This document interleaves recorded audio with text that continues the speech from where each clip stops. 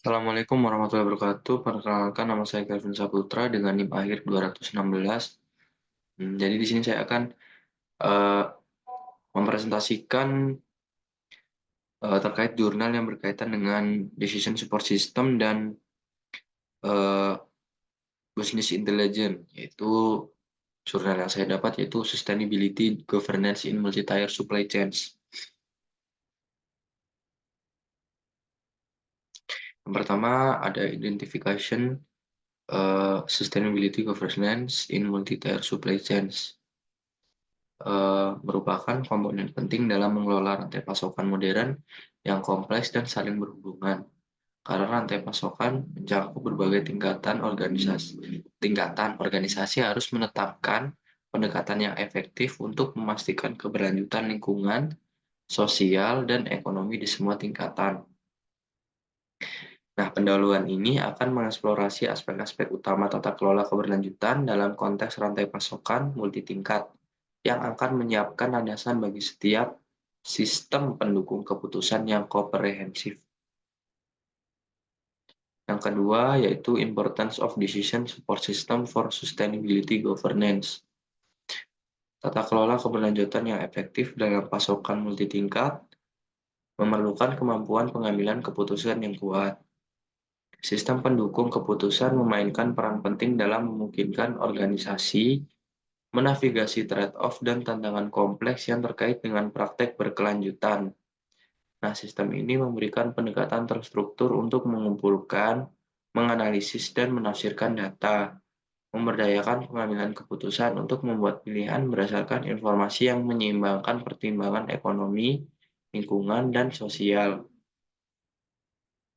Yang ketiga yaitu key component of the decision support atau eh, komponen kunci dari eh, sistem pengambilan keputusan. Di sini terbagi menjadi 4, yaitu pengumpulan data integrasi, pemodelan analitik, visualisasi dan laporan, dan optimasi, serta rekomendasi. Kita akan menjelaskan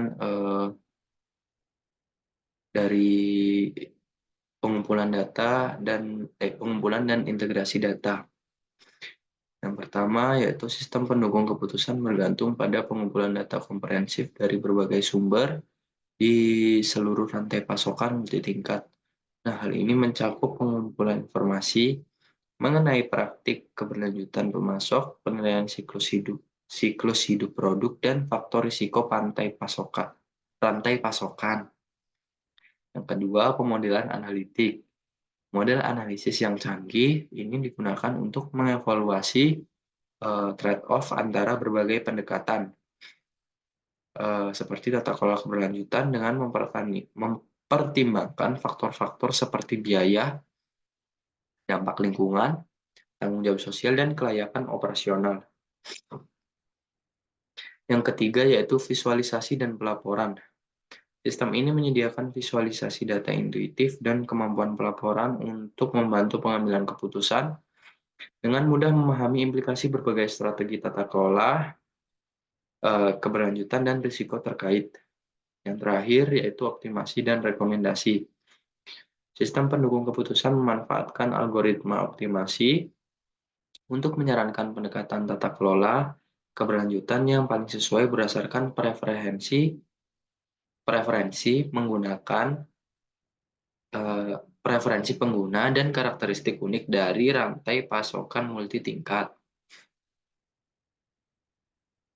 Kemudian selanjutnya ada metodologi for selecting sustainability governance approaches. Jadi di sini visualnya seperti gambar piramid dan kita akan menjelaskannya dari nomor 1 atau puncak, yaitu menilai kesiapan organisasi. Jadi setiap organisasi harus mengevaluasi komitmen, sumber daya, dan kemampuan perusahaan untuk menerapkan tata kelola keberlanjutan. Kemudian yang kedua, identifikasi risiko keberlanjutan. Analisis potensi risiko ekonomi, lingkungan, dan sosial di seluruh rantai pasokan multitingkat. Yang ketiga, yaitu evaluasi pilihan tata kelola.